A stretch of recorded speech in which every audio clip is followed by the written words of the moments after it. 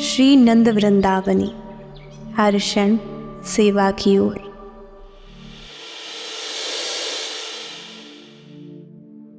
Radhe Radhe. Shri A.C. भक्ति वेदांत स्वामी प्रभुपाद द्वारा प्रस्तुत श्रीमद् भगवद गीता यथारूप का दिव्य ज्ञान। श्रीमद् भगवद गीता अध्याय 17। श्रद्धा के विभाग, भोजन, यज्ञ, तपस्या और दान के 3 प्रकार। अर्जुन ने कहा, हे कृष्ण, जो लोग शास्त्र के नियमों का पालन न करके अपनी कल्पना के अनुसार पूजा करते हैं, उनकी स्थिति कौन सी है? वे सतोगुणी हैं, रजोगुणी है या तमोगुणी? भगवान ने कहा, देहधारी जीव द्वारा अर्जित गुणों के अनुसार उसकी श्रद्धा 3 प्रकार की हो सकती है, सतोगुणी, रजोगुणी अथवा तमोगुणी। अब इसके विषय में मुझसे सुनो। हे भरतपुत्र, विभिन्न गुणों के अंतर्गत अपने अपने अस्तित्व के अनुसार मनुष्य एक विशेष प्रकार की श्रद्धा विकसित करता है। अपने द्वारा अर्जित गुणों के अनुसार ही जीव को विशेष श्रद्धा से युक्त कहा जाता है। सतोगुणी व्यक्ति देवताओं को पूजते हैं, रजोगुणी यक्षों व राक्षसों की पूजा करते हैं और तमोगुणी व्यक्ति भूत प्रेतों को पूजते हैं। जो लोग दंभ तथा अहंकार से अभिभूत होकर शास्त्र विरुद्ध कठोर तपस्या और व्रत करते हैं, जो काम तथा आसक्ति द्वारा प्रेरित होते हैं, जो मूर्ख हैं तथा शरीर के भौतिक तत्वों को और शरीर के भीतर स्थित परमात्मा को कष्ट पहुंचाते हैं, वे असुर कहे जाते हैं। यहाँ तक कि प्रत्येक व्यक्ति जो भोजन पसंद करता है, वह भी प्रकृति के अनुसार 3 प्रकार का होता है। यही बात यज्ञ, तपस्या तथा दान के लिए भी सत्य है। अब उनके भेदों के विषय में सुनो। जो भोजन सात्विक व्यक्तियों को प्रिय होता है, वह आयु बढ़ाने वाला, जीवन को शुद्ध करने वाला तथा बल, स्वास्थ्य, सुख और तृप्ति प्रदान करने वाला होता है।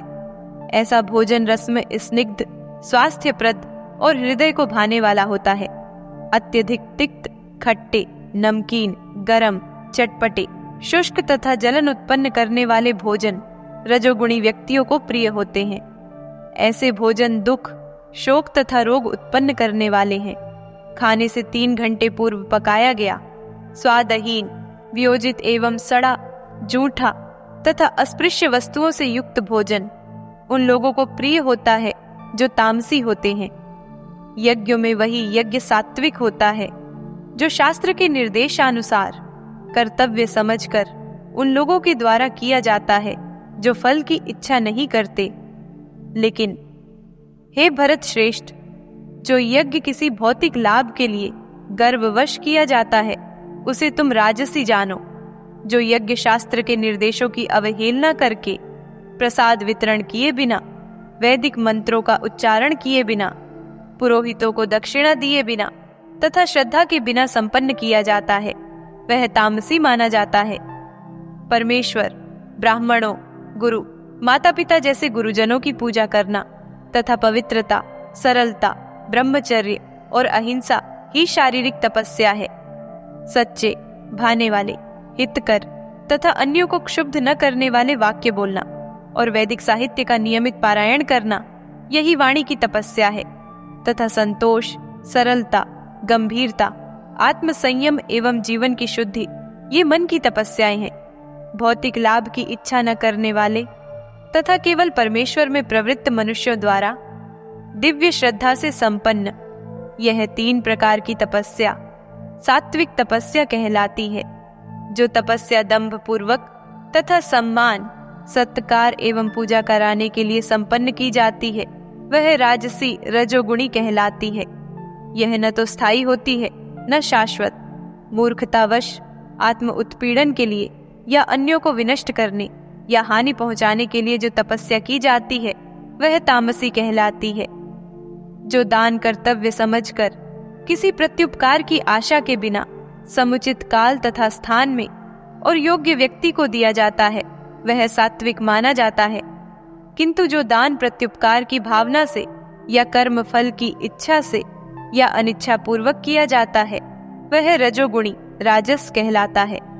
तथा जो दान किसी अपवित्र स्थान में, अनुचित समय में किसी अयोग्य व्यक्ति को या बिना समुचित ध्यान तथा आदर से दिया जाता है वह तामसी कहलाता है। सृष्टि के आदिकाल से ओम तत्सत ये 3 शब्द पर ब्रह्म को सूचित करने के लिए प्रयुक्त किए जाते रहे हैं। ये तीनों सांकेतिक अभिव्यक्तियां ब्राह्मणों द्वारा वैदिक मंत्रों का उच्चारण करते समय तथा ब्रह्म को संतुष्ट करने के लिए यज्ञों के समय प्रयुक्त होती थीं। अतएव योगी जन ब्रह्म की प्राप्ति के लिए शास्त्रीय विधि के अनुसार यज्ञ, दान तथा तप की समस्त क्रियाओं का शुभारंभ सदैव ओम से करते हैं। मनुष्य को चाहिए कि कर्म फल की इच्छा किए बिना विविध प्रकार के यज्ञ, तप तथा दान को तत् शब्द कहकर संपन्न करे। ऐसी दिव्य क्रियाओं का उद्देश्य भव बंधन से मुक्त होना है। परम सत्य भक्तिमय यज्ञ का लक्ष्य है और उसे सत शब्द से अभिहित किया जाता है। हे पृथापुत्र, ऐसे यज्ञ का संपन्न करता भी सत्य कहलाता है। जिस प्रकार यज्ञ, तप तथा दान के सारे कर्म भी जो परम पुरुष को प्रसन्न करने के लिए संपन्न किए जाते हैं सत्य हैं।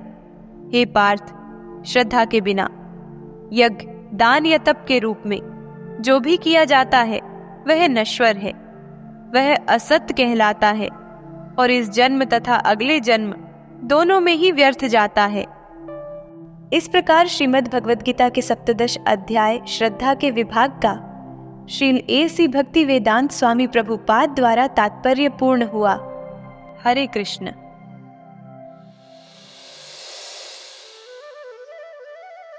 श्री राधा रानी प्रेम का वास्तविक स्वरूप है और भगवान श्री कृष्ण उस प्रेम के प्रतिपादक हैं। जो जीव श्री राधा कृष्ण के दिव्य संबंध को भली भांति समझ लेता है वही प्रेम के माधुर्य रस का सच्चा आस्वादन कर पाता है। काम वासना में ग्रस्त जीव क्षणिक सुख के लिए स्वयं को दीर्घकालिक अभाग्य और अंधकार में डुबो देता है। इसके विपरीत श्री राधा रानी की आत्मकथा जीवन को प्रेम पूर्वक जीने का अद्भुत उदाहरण है। उनकी कथा जीव को परम धाम की ओर लौटने का अत्यंत सरल मार्ग प्रदान करती है। पूज्य गौ माता जीवात्मा की 7 माताओं में से एक है, अतः उनकी सेवा के लिए हमें किसी आमंत्रण की आवश्यकता नहीं है। वे जीव वास्तव में निकृष्ट हैं और उनकी आत्माएं पतित हैं, जो गौ माता को अनाथ छोड़कर, उन्हें अनैतिक रूप से दुहकर, बछड़ों से अलग करके, उनसे दुर्व्यवहार करके अथवा उनका भक्षण करके प्रत्यक्ष या अप्रत्यक्ष रूप से उन्हें कष्ट पहुंचाते हैं। सौभाग्यशाली वे लोग हैं जो निःस्वार्थ भाव से गौ माता को अपनाते हैं, उनकी सेवा करते हैं और अध्यात्म उन्मुख गौशालाओं को दान देकर पुण्य अर्जित करते हैं। राधे राधे। ऐसी और आध्यात्मिक वीडियो देखने के लिए हमारे चैनल को सब्सक्राइब करें और नई वीडियो सबसे पहले देखने के लिए नोटिफिकेशन बेल दबाएं। राधे राधे।